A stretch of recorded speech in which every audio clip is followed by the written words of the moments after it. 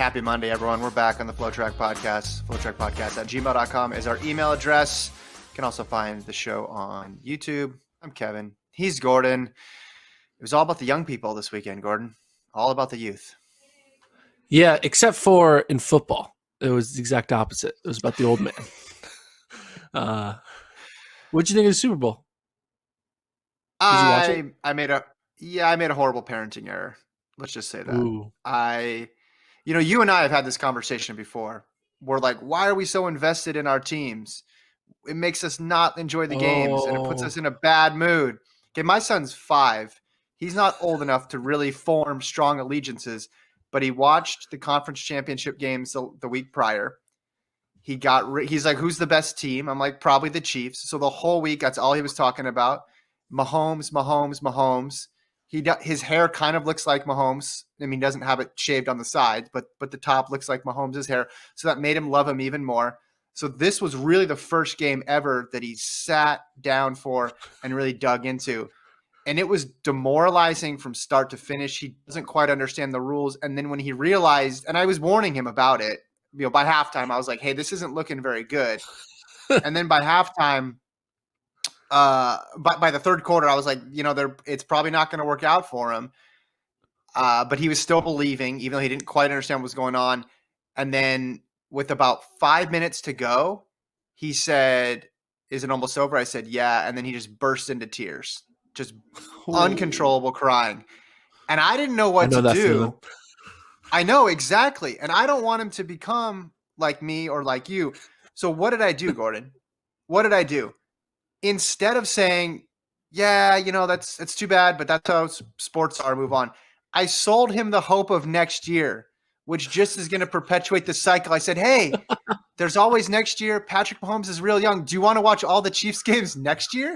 And then he got really excited about watching the Chiefs games next year, which felt good in the moment for me. And it was my bailout move. But now he's just going to turn into me. He's going to turn into you. He's just going to be, I don't know if it'll be the Chiefs. Maybe it'll be some other team. But he's just going to be like a tortured sports fan the rest of his life because of this, I think. I screwed up. You screwed up. It's okay. Yeah. Parenting's not easy, but it's all right. I thought it was how impressive do you think what Tom Brady did was? Because I think a lot of people were talking about like the greatest of all time, but like, dude, 7. I did math. There's only been 55 Super Bowls. He's won almost 13% of all the Super Bowls that ever existed. 7 out of 55. That'll go down though in the future, though, and that'll go down in the future. Yeah, it'll go down. Give it another 50 years, and that number's going to drop pretty. It'll be 7%. Even if in the 50 years, he'll have 7% of all titles. And he's 43. I hate the Patriots because I'm an Eagles fan, but I kind of liked Tom Brady because it was kind of like a digging at the Patriots. But what were your thoughts on like the legacy of like, because it's like a sports moment to see someone win 7 Super Bowls more than any other NFL team, and he's doing it at age 43. How did you react to that as like a sports feat?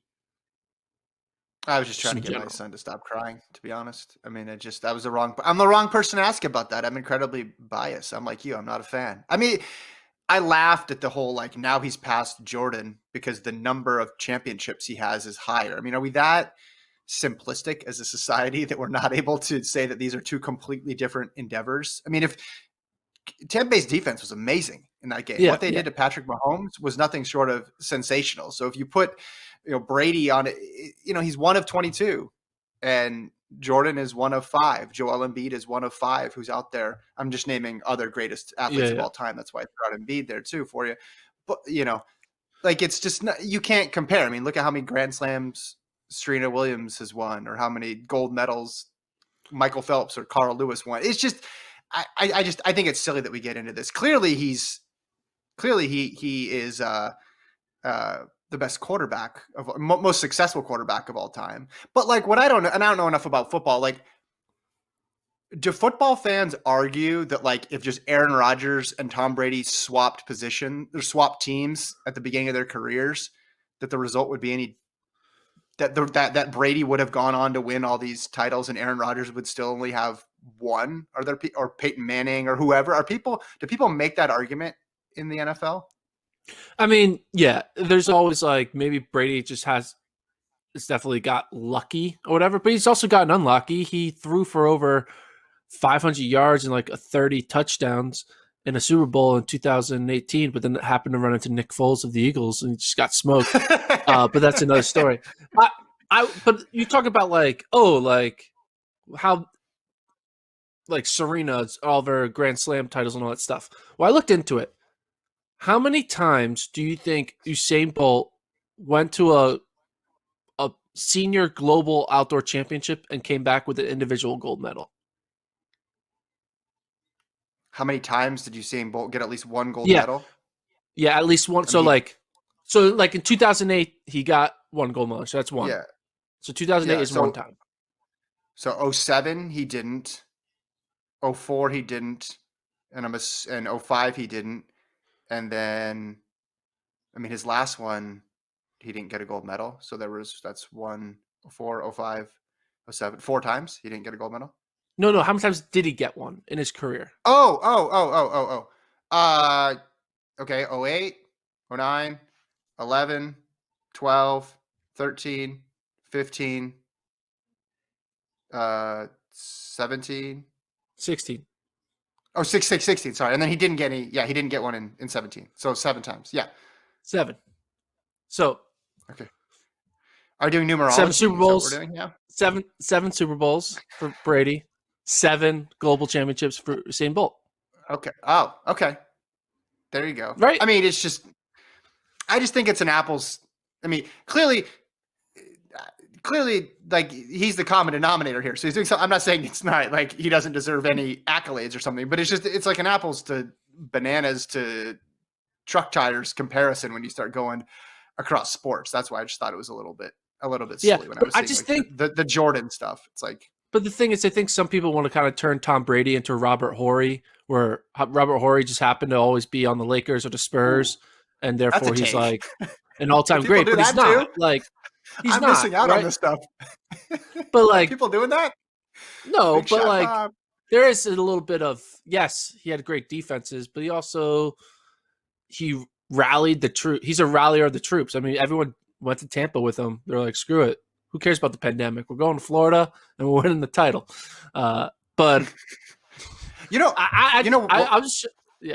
just thought it was impressive. I feel like we're never going to see something like this again. That's my only take. I'm not. Look, I'm not saying I'm a hater, but I'm not that much of a hater to be that delusional. I gained an appreciation for basketball though watching this, because there's no equivalent penalty to pass interference in basketball.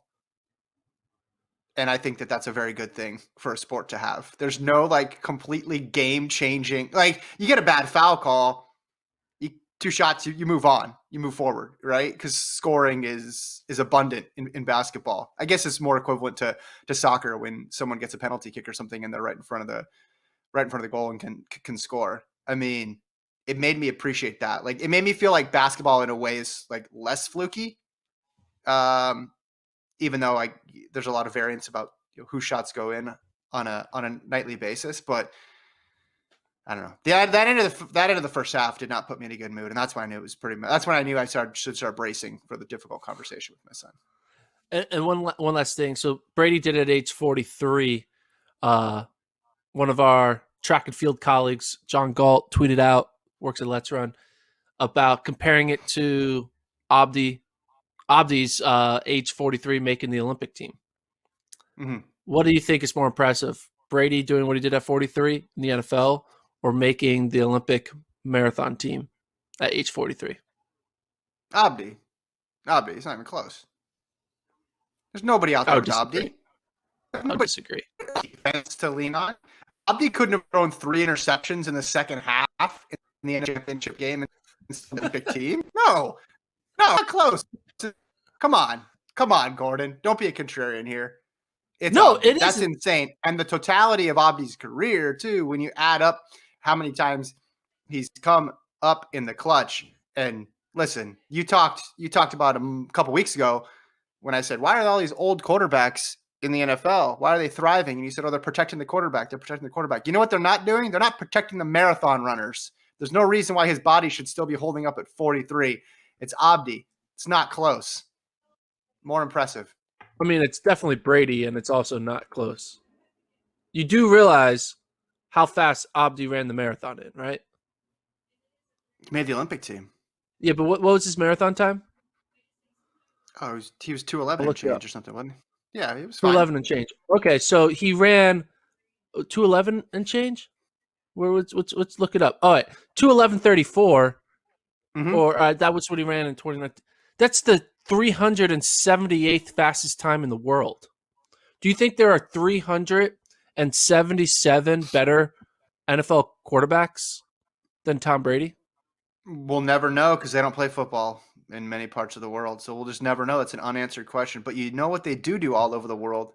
They run, Gordon. They lace up their shoes every morning. They put them on and they go for a run. Abdi's not just competing against a small segment of the population. He's competing against everybody. And he gets it done. Yeah. Get out of here with these 370 whatever. But who cares? He's a championship runner. He's Abdi Abdurrahman. He comes to play. He puts on his shoes and he gets out there and he makes teams. Dang it.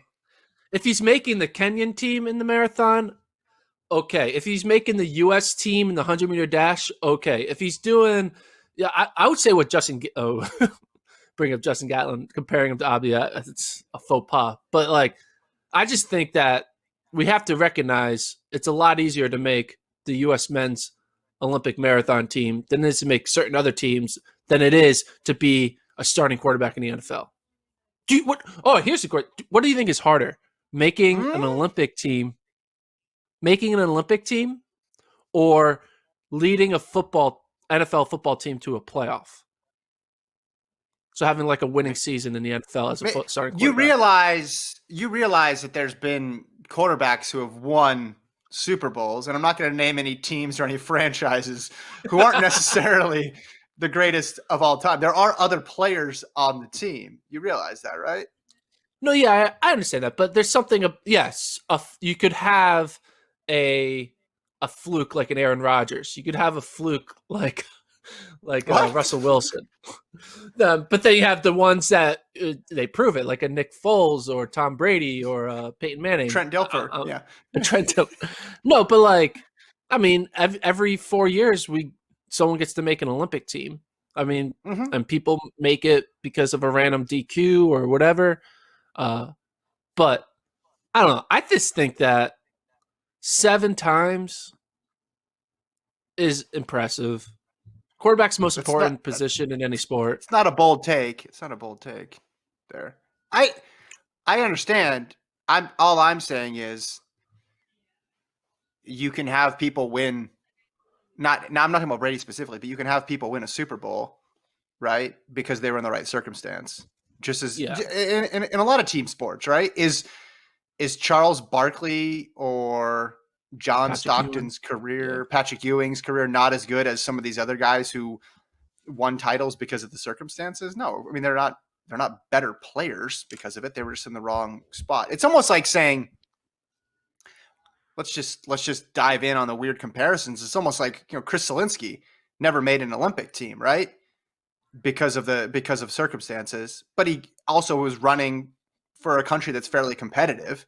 I mean, is his career less distinguished than somebody who ran 40 seconds slower but made the Olympic team because they didn't have any good 5,000 or 10,000 meter runners in their country? No, I would argue not. But it's just such an easy argument for people to make, like I said at the top, of just like counting. It's like Jordan has 6, Brady has 7. Ergo, Brady 7 is bigger than 6. That's it. No, that's not. Come on. We can do better than that. We can think critically about this. Well, the difference is there are a lot of NBA franchises who have more than 6 titles as a team. The fact that there's not even an NFL team that has 7, I think that is something very well. Yeah, and people have already established that he's the best, that he's the greatest football player of all time. I'm just saying when you cross into other sports, it just becomes really, especially individual sports, because it's the physical toll that it takes on your body year after year. You can't you can't hide behind a defense or get bailed out because of a defense or because of special teams or because you have a really good center that year or anything like that. Like it's you. Like you either can do it or you can't, and there's no way around it. In any event, that was 20 minutes. Let's talk about the young kids. Let's talk about the youth. Let's talk about a name that neither of us were that familiar with going into this weekend. Hobbs Kessler, who broke the high school record in the indoor mile at the ATL meet on Sunday, ran 3:57.66, finished third in the race though. Gordon, this was a shock. I saw it on social media and I said, wait, was there a high school kid that I should have been keeping tabs on for breaking 4 this winter? And then it turns out nobody really knew about him. He was flying under the radar. Yeah, so his PR was a 1600 that was a 4:21 1600. That's like, wow, 4:21 to 3:57. What the hell? And then you kind of read into the tea leaves.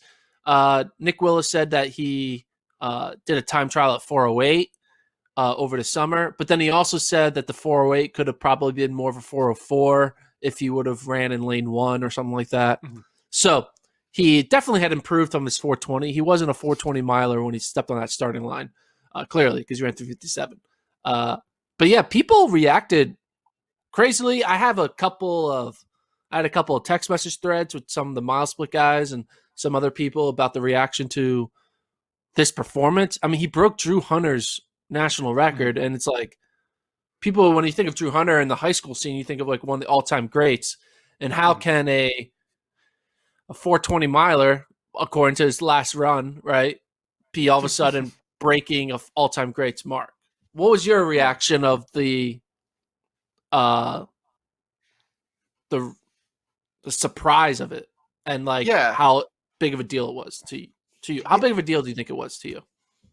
Well, sub 4 high school boys miles are becoming commonplace now.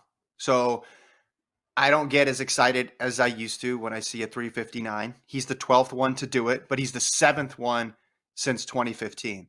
But there's a big difference between running 3:59 on an outdoor track and then running 3:57 indoors and moving all the way up the list to be behind only Alan Webb and Jim Ryan. That's elite company to me. That's different than just your garden variety sub 4. So that's why I think this is different than some of the other ones. Then you add in the fact that he's been under the radar for so long. He's an avid rock climber, apparently. This isn't a kid who's been breaking records every year in youth track. I mean, this to me screams this guy's going to be good at the next level, because he's not somebody who's going to peak their sophomore or junior year of high school and then that's it. Apparently he's going to NAU, which, I mean, it's about time NAU had a break in recruiting. So I feel okay for them. I mean, they needed a little more talent there. So maybe they'll be able to put out a respectable squad. But to me, Gordon, this is different. Like just a 3:59 high and a 3:57. I know it's only a matter of a couple seconds, but when you get to that level, those seconds matter a whole heck of a lot. And when you're able to leapfrog over a whole bunch of guys, some of who did not pan out, right? And that's when this thing started to become sub 4 was never a guarantee. But with those first few guys who did it, the Jim Ryans, the Alan Webbs, the Marty LaCourys, they went on to this great success. So you thought, okay, sub 4, it's automatic. They're going to be great. We've seen that that's not necessarily the case with some of these kids who've broken it in 2015 and on. But when you're up there, you pass Drew Hunter and you're only behind Ryan and Webb, that's a different conversation to me. So I think this is a significant high school sub 4. This is what I thought about it. Now, stay with me here, okay? Stay with me. You're going to talk about Tom Brady again? No. I don't even like Tom Brady, for the record. I'm a huge Eagles fan. I like the contrarianness of ha ha ha. Anyway. You showed him. Yeah, I did. I showed him. I think that this performance, now stay with me, is a result of the pandemic. I think that for many years, I think also the reason why we're seeing sub 4s is also a result of this take I'm about to say. I think a lot of times Okay, let's just look at an example. Jacob Ingebridsen. Yeah. He, at age, 17 was it, or 16? When did he break his four? I mean, he's at age 19, he was running 350 miles, right? Age 19, he was running 350. Age 18, he's probably running 355. And what is different about him than the run-of-the-mill top elite high school mid-distance runner? Now, one, he has talent, but I feel like the biggest difference is that his environment is centered around becoming an elite runner, and the environment is centered around becoming an elite runner at a young age.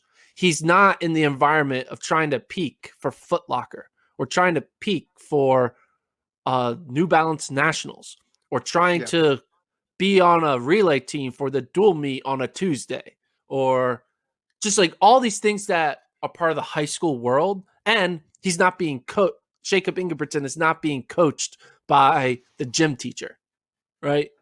The gym teacher isn't like, say, all right, go. Don't tell Jacob to go run like 10 miles and be like, all right, see how you do, Yeah. And I think we kind of are holding back some of our top high school talents, not because it's not a bad thing. It's good. You're a kid. Be a high school kid. You don't need to live the life of Jacob Ingebridsen. But I think because of the pandemic, it took out the 2020 outdoor season for Hobbs, right? Yeah. It took out the expectation of trying to do the go-to high school race order system, just like peaking for these type of meets. It took away trying to be the best based on the competition around you, because a lot of times you never really, I mean, now because of the internet, people want to be as the best in the nation, but before the internet, people were just trying to be the best in the county, so you didn't push yourself as hard. So the fact that he didn't have the high school system stunting his growth, and then also he wasn't being coached by just a run-in-the-mill random high school track coach. He was being coached by basically Ron Warhorse and Nick Willis. He was basically put under the wing of a professional athlete who's been doing it for 20 years. He basically got the Jacob Ingebridsen treatment for an entire year, maybe more. I'm not sure when it started, but throwing that he had, like, has genetics and he's fit and he chose to be dedicated to it, plus the influence of a Nick Willis style training, plus the no distraction of a high school style meets, you get this type of result. And I think we would get more of these type of results if more athletes, I guarantee you, if you took Grant Fisher and he wasn't playing soccer and he wasn't trying to run Foot Locker or New Balance indoors and all this stuff, and gave him 18 months under Nick Willis, Grant Fisher would have ran 357. And I think Drew Hunter maybe even run even faster. I just think that we are seeing the result of when you train a young elite athlete the right way with zero distractions. And this is the result of it. I think it works different for different people, right? Obviously, Hunter had his method and it was successful. And some people like the Foot Locker, NXN, New Balance structure. Some people, a lot of elite runners scale down their race in high school, right? Their coaches are very cautious about how they run. But I have to admit that take was not as bad as I thought it was going to be. You were bracing me for something really stupid, and that wasn't terrible. But I think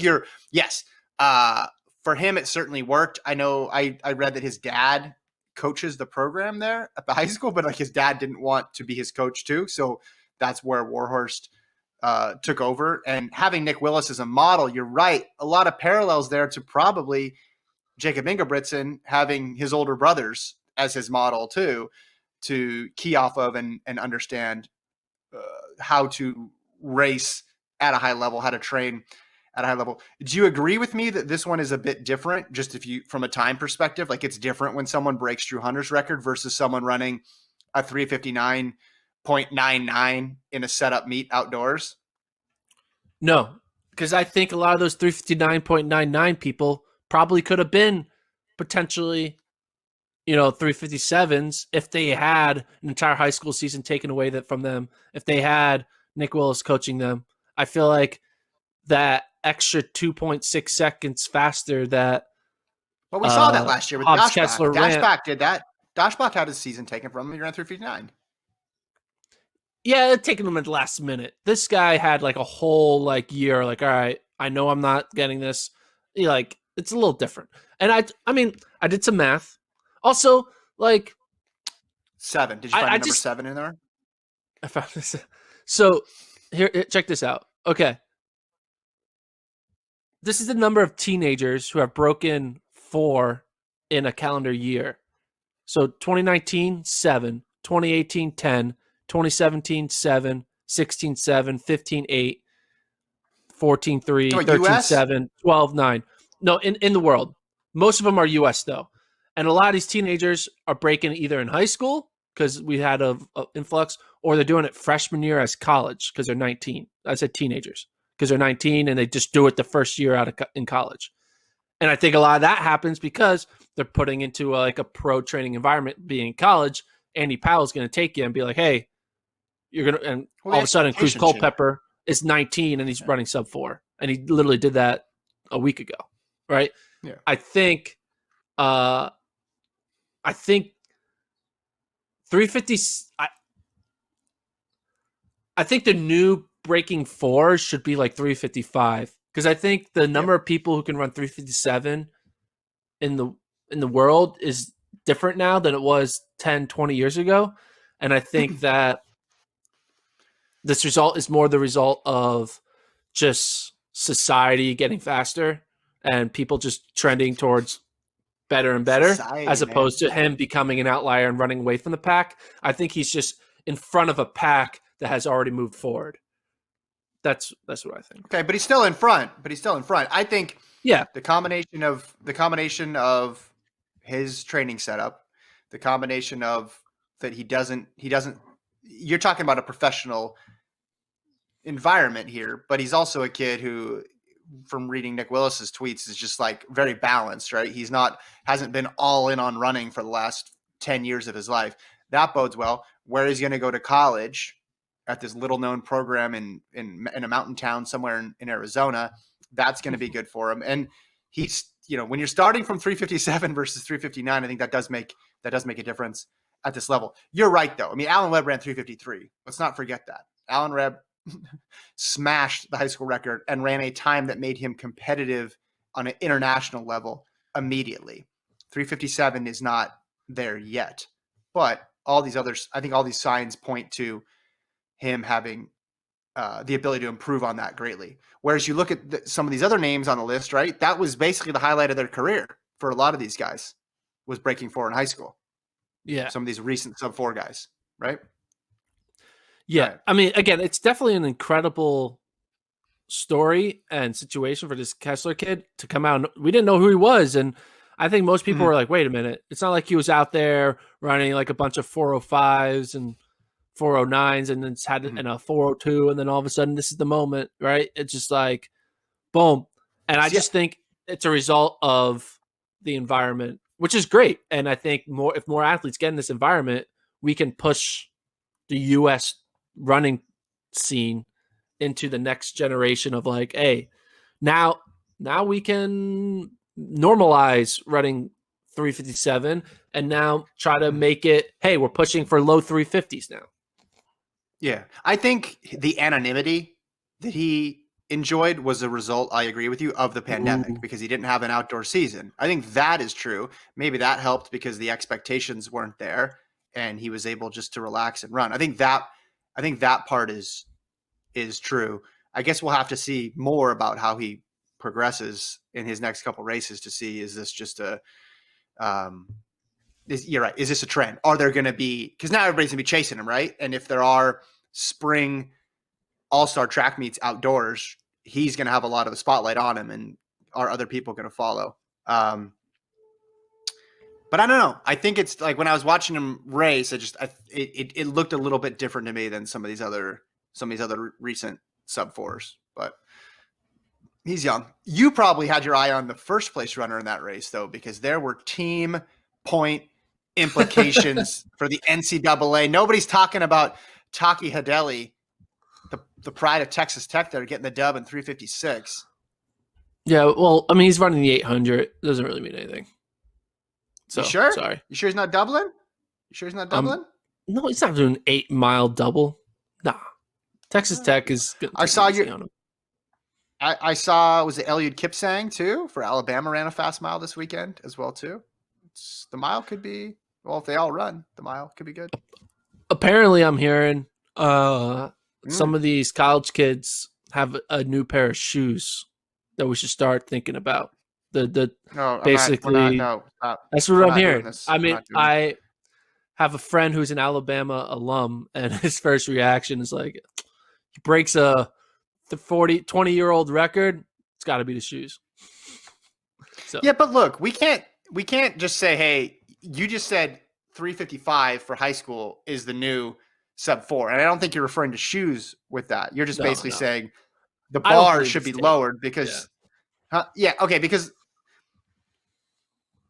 in our head we've convinced ourselves that 3:59 is just the elite of the elite, and we've talked about this before. And Lincoln, when he was on the show, we talked about this before. It's equivalent, if you look at the scoring tables, to like 46 and change for the 400. Yeah. We don't lose our mind every single time a high school kid runs 46. Otherwise, we'd be in a perpetual state of screaming. I mean, what is it? What's the equivalent to in the 100? 10-2, 10-3? I mean, I know before people are saying, well, it's like a sub 10. No, it's not. It's nowhere close to a sub 10. It's not in the same ballpark. Sub 10 gets you into world championship and Olympic finals. The sub 4 won't even get you to NCAA final. So sub 4 gets you into the final of the 5K because you ran it the last 4 laps of a 5K. Yeah. Exactly. So I just think everybody's viewpoint around, and myself included, and that's why I'm usually pretty cautious on these things, is that this sub 3:59 connotes elite status, but that the world has changed. We're not at that point still. Also at that meet, Ronnie Baker got the win over Trayvon Bromell, 6:53 to 6:58. That was a bit of a surprise to me, just because of how fast Bromell ran in the opener. It makes that U.S. sprint team, that U.S. 100 team, I guess you'd probably say, hey, Baker's back. Baker's ready to run fast. You put him on there with Lyles and Bromell as the 3 favorites right now for the U.S. 100 team. Well, maybe sliding Gatlin back. Yeah, we don't know. I want to see him run though. Yeah. 800 in that meet. Another high schooler, Sophia Goriarin, 2:02:44. She's a high school sophomore. She got second. She finished in between Adele Tracy and Nikki Hiltz. But let's go back to the college side of things. Yes, I have a question. Yeah. Athing Mu, right? Yeah. Athing Mu. Hit me. 50.52 world junior record, right? Was it a world junior record? Yes. Beat Sydney's time.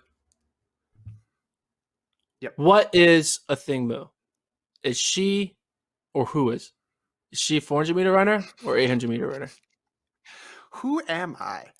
She's the rare 400, 800 combo. You just don't see this anymore. This is pretty remarkable what she's doing. What would I put her in at the NCAA meet? I would put her in the 800. What does she have the better chance at qualifying in for the Olympics? I'd say the 800. Hear me out. I want her to double, though. Would there be a part of you who thinks, hey, run the 400, because if you get 8th in the 400, you're going to the Olympics. Whereas if you get 4th in the 800, you're not going to the Olympics. The reason why it's 8th is because they take the top 6 for the relay pool and then the next 2 for the mixed relay pool. So you just have to make the 400 final and you are going to the Olympics. Whereas the 800, you have to make top 3. So being so young and like a long career ahead of you, there'll be other 800 teams for you to make. Maybe this is your chance. Like, hey, let's go to the Olympics and let's just do that first and then worry about everything else after. I think she should drop the 8 and just go all in on the 4 and make her first Olympic team. That's what I think she should do. the 400, I just looked up the schedule at the Olympic trials. The 400 for the women come first, and then she would have ample time off before the 800. So she could do both. There is no overlapping. What about for the NCAA season, though? I mean, she ran the number 4 time in collegiate history. It's hard to say no to an event where you're the 4th fastest in history, 4th fastest American performance in history as well, too. I think she'll probably end up doing the 8 because I think the 8 4x4. I don't know. I feel like the 400, a lot of weird things can happen, right? You have you miss the 200-meter break, and all of a sudden, like you could have like a false, like you could like get out of rhythm, and then indoors. Yeah. You could just the rhythm is key for a 400. I feel like there's a lot more chaos that could happen in a 400 than in a 800. Because think about it, in the 400, you're going to go up against the 3 other fastest in the country, so you have to make sure you're the fastest in the 200 of that group. And if you're not, like it's the best situation for her would be what she had this past weekend where she knew she could be by herself by the time she got to the break. So I think it makes more sense for her to run the 8 and then the 4x4. And I think they probably have another. I think got second in the race was a Texas A&M girl. They don't have anyone else who's sniffing points in the 800. You get to 10 points in the 8. Let the other 400-meter runners try to snag some points in the 400 and then move on. So I think maximizing points, she should run the 8.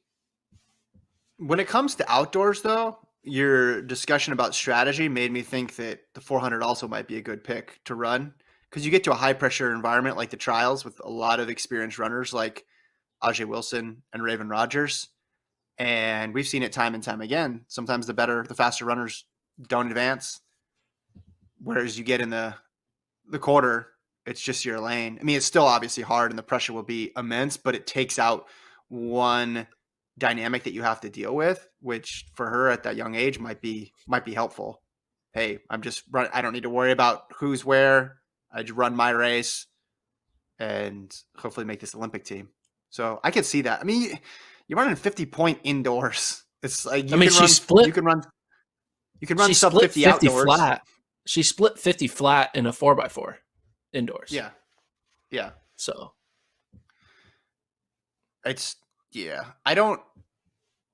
know the 400 for the women is wide open this year, and we know the 800 is a little bit harder to make. But if she has 50 flat speed in the 400, that's pretty good.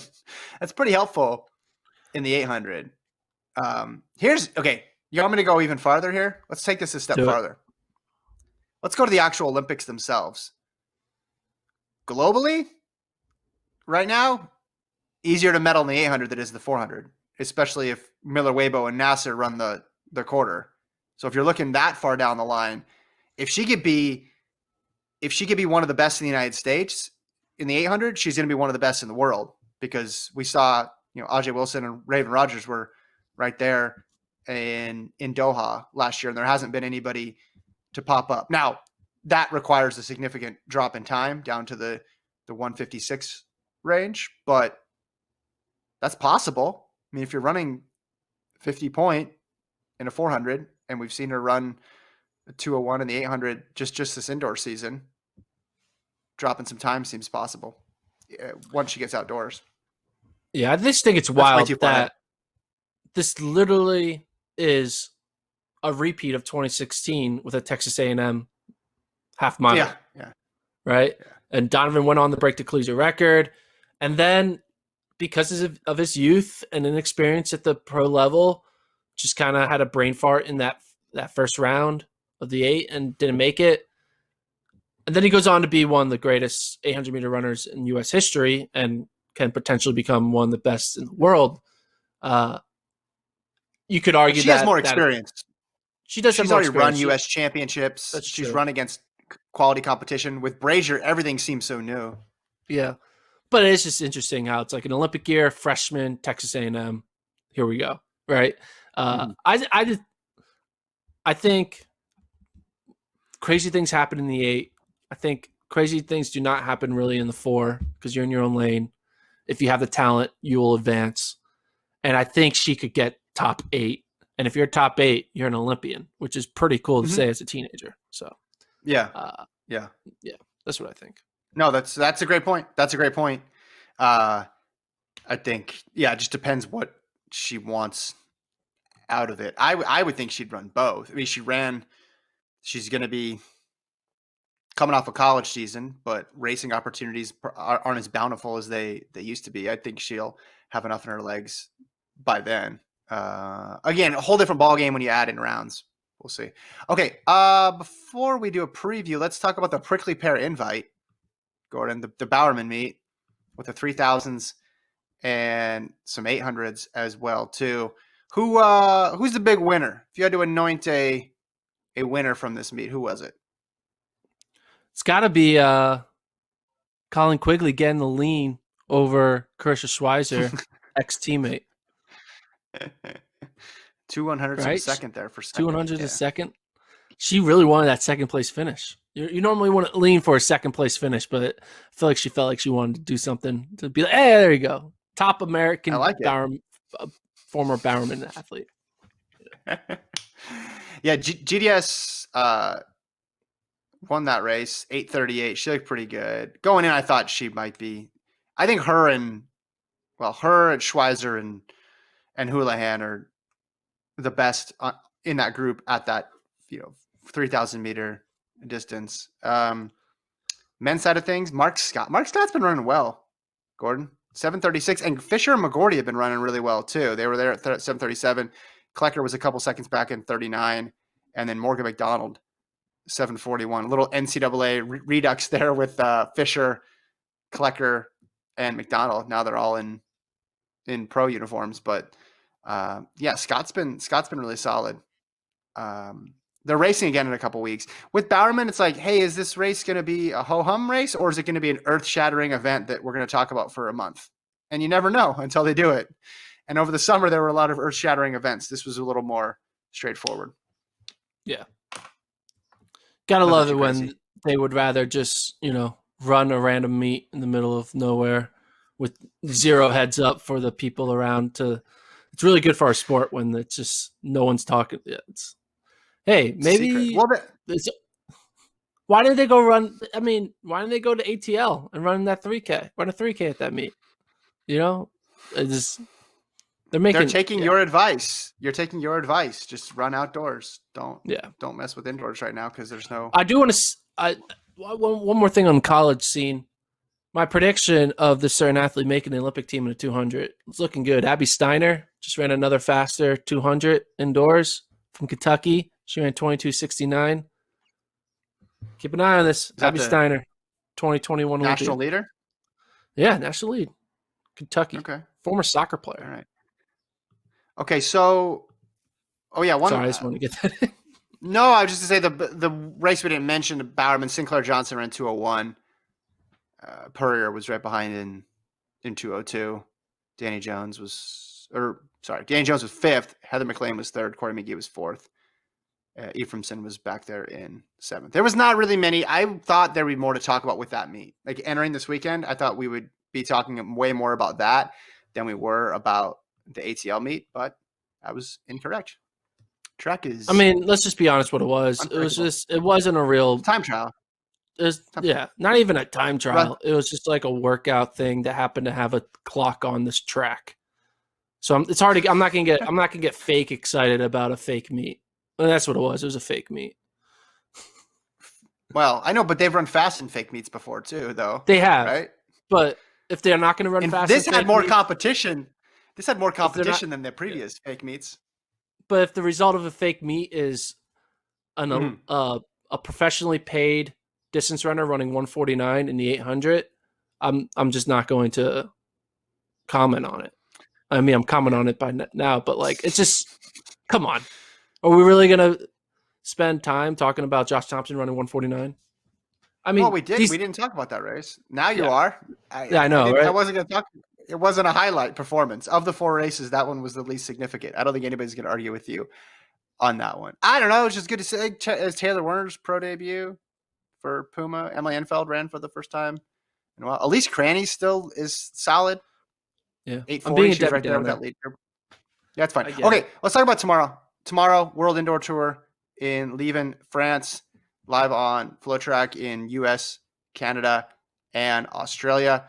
We got some strong start lists here. Grant Holloway in the 60-meter hurdles, Jacob Ingebridsen and Samuel Tefera in the men's 1500, Mondo Duplantis in the pole vault, Gemma Ricci, Keely Hodgkinson in the 800, Laura Muir in the 1500, and Safan Hassan versus Beatrice Chepkoech in the 3000. I got some questions for you. Will Grant Holloway break the world record in the 60-meter hurdles? What's the world record? The world record is 7.30. He's run 7.35. And he ran 3.5 this year already. Mm-hmm. Mm-hmm. I think he will. In this meet? In this meet. Okay. I mean, there's a good chance I'm wrong. The high likely chance. But I was talking to his coach a few weeks ago, and he said, we have a plan for indoor. I was like, what are you running? He's like, we have a plan. And I'm like, who has a freaking plan for indoor right now when there's an Olympic year and there's no world indoors, there's no USAs, and they have a plan for indoor? And I think that plan is to go after the world record. So he didn't tell you the plan. You're just guessing the plan? He didn't tell me. He just said, we have a plan. I think if he's in a situation where he felt like, hey, I'm fit, and he clearly just ran 7:35 as his rust buster, I think he's eyeing to run 7:29. And hey, he got on a plane all the way to go to France. Let's do it. He clearly is going there for a reason. I think he chose not to do it again, not to stay back for the ATL meet. He probably got a little bit of a payday too for going, get a little appearance fee. But let's make it happen. Why not? Okay. He's gonna get it. Think there's some big names in this race too. So aside from the time, I think it's also just racking up wins against these guys who are going to be your competition on the Diamond League circuit, and if he makes it to the Olympics too. Because we forget about 2019 because he ended up winning the World Championships, but his European stint was shaky before Doha. Yeah. And he did not come into that race as the clear favorite, as the Grant Holloway who won the NCAA outdoor title. He had suffered some losses between those two races and run some, by his standards, mediocre times. So I think this season and the beginning part of 2021 in general for him is in addition to running fast, it's just about being consistent and getting wins over these big names. I'm excited for this women's 8 with Gemma Ricci. She ran 157 indoors last year, Gordon. And then you have Keely Hodgkinson, 18 years of age. We haven't really talked about her. She's from Great Britain. Talk about Athing Mu, an American 800-meter runner running fast in her teens. But Keely Hodgkinson ran 159 this year in the 800. So that'll be an awesome one. And Ingebridsen going against the world record holder, Samuel Tefera, in the 1500. All live on Flow. Great. Track is back. You're just making this an ad. We want analysis. Don't just make it an ad. Come on, tell me something to watch. Mondo. I mean, you could see Mondo world record because any record or any meet is a Mondo world record meet. You could see a Grant Holloway world record. I mean, the world record holder is running in the 1500 against Jacob Ingebridsen, who is capable of running extremely fast. I mean, you're going to see some fast times here, I think. I think so too. I'm sorry, I'm not really prepared for my deep thoughts on a race that hasn't happened yet. For athletes who are really all just debuting, right? None of these guys have run yet, so it's just hard to like. There's no couple of them have. There's no data points to like kind of react to. Like it's not like, hey, oh yeah, the season they ran this, and this, and now they're gonna run this. Mm-hmm. Here we're like, they were good in 2019. Yeah, Yeah. Well. But yeah, Hassan was pretty good last year. Hassan will be interesting to watch. Ingebridsen will be interesting to watch. I agree. I think the one I'm most forward to is Grant Holloway because I think he is there with a plan per what the coach said. So we'll see what happens. Yeah, maybe other people don't have plans, and that's the secret. here. This is interesting too, from the perspective of we didn't think indoor would amount to much this year, and we didn't think U.S. participation in indoors would amount to much this year. And there's some of the best people in the world are showing up to this meet. Pretty cool. So that's tomorrow from France. Again, you can watch it on the site. We'll recap it all on Wednesday. It fits perfectly in our podcasting schedule. Appreciate them doing that with that Tuesday meet. That's perfect timing. There has to be a result that I didn't catch on to over the weekend that you want to talk about. A result that you didn't catch on to? I mean, there had to have been some person running a 600 that you think equates to a 141 800 or something somewhere. I mean, you had Abby Steiner, which I mentioned. Yeah. That's very impressive. No, I mean, it was kind of if we're being honest, it's kind of a quiet weekend. I mean, Amon Kemboy, who we think is someone who can be in the mix to battle in the cross country scene, but he is putting a lot of focus on indoor. He only ran a 7:52 3K, so it wasn't anything too fancy. I did spend Mercy Chilangat, our girl Mercy Chilangat. She ran 9:02 Mercy! 3K, number 2 in the NCAA. Let's go. And our teammate from Alabama, Amarius Anisma, ran 9:03. Dude, Alabama's got a good squad. Anyway, double? Yeah, why not? She gonna win the meet for Alabama? Let's do it. 3K, 5K double. Watch out, Lauren Gregory. This past weekend, I finalized the new and improved cross country rankings algorithm. Are they up? They're not up. They'll go up tonight or tomorrow or Wednesday. But we're gonna rank all the top like 300 individuals. We're gonna have the rankings of the teams, and we are gonna debut for the first time ever. Normally, how we always do the Colas calculator, where we say here's the teams who make the meet. Well, we don't have that this year because there's no regionals. Mm-hmm. So instead, we're introducing a new algorithm called the Excitology, a playoff of bracketology, to find out who we think should be the top 31 teams. Because this is a weird year. It's a year where there's just basically a committee picking the 31 teams that go to nationals based off of a resume that could be one result or like 5 results, right? And so I have a big board where I kind of look at the different conferences because they say conference championships results are the most heavily weighted result, but I know that the winner of the Southland Conference is not getting in over the winner of the Pac-12 Conference. Even if they both just had one race, they're going to take the Pac-12 champion. And so I have a little algorithm I'm putting together to kind of weight the conferences. I have we're going to release like locks. Like I already know of like 9 locks on both the men's and women's side of teams that are going to nationals. 9 locks. You have a big board? I got a big board. It's a small board in an Excel sheet on my laptop, but it's a big board. Okay. And I'm keeping track of it. I'm doing the dirty work. We're gonna do this on the pod? We'll talk about it on the pod. Maybe Friday. But I want you to do it. I want you to share your screen on the pod so you can like move things around and stuff. That's what I want you to do. Like this team this team on the bubble. Like I want some visuals. We're gonna have that, right? We're gonna have an update. So we'll have the first round of bracketology locks on the bubble. First teams out. Excitology. And then it's Excitology or make it happen. Cross-contrology. Colosology. Colosology. I like Excitology. I don't know. Xtology? No, I don't know. Come up if you have a good name for it. Send us an email or YouTube comment. YouTube comment, yes. Say Gordon won't read this on the podcast, but one more question before we go.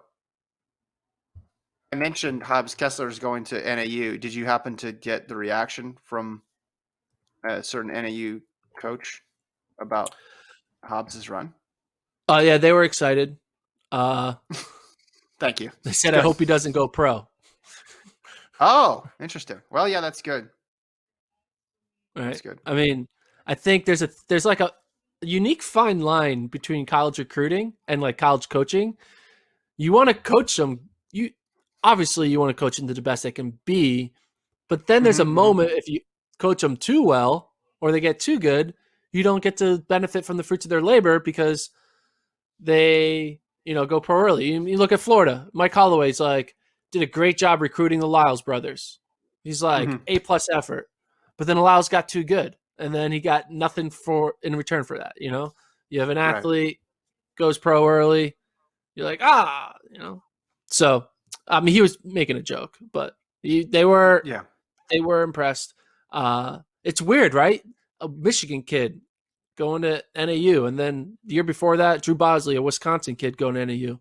I feel like the Mm-hmm. Big Ten Association is really not too pleased with Mike Smith's recruiting because they keep taking their Midwest kids and sending them out to Flagstaff, Arizona.